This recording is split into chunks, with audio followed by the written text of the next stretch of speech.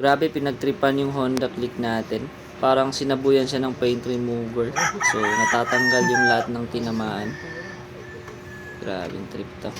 So, no choice, magre-repaint na naman tayo ulit. Oh, ang dami. Buti na lang yung stock na pintais, hindi kaya nang ito. Hindi kayang tanggalin ng paint remover na to.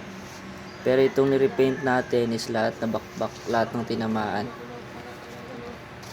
Pati yung upuan natin parang masisira na rin kasi parang umano siya, namumuti yung mga tinamaan sa upuan natin. So TRC pa naman yan. Buti na lang hindi nadami itong ating Raider, so repainted din yan. Pag yung tinamaan, ewan ko lang, buti eto lang. So yan, ang dami.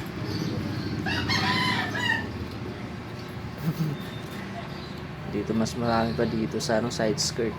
So mga walang magawa sa buhay. Pero okay lang yan. Babalik din sa kanya yan. Para meron pa dito. Pati dito sa ating pipe.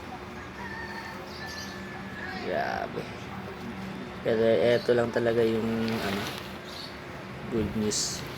Merong tabon yung merong sapin yung ating Raider, kaya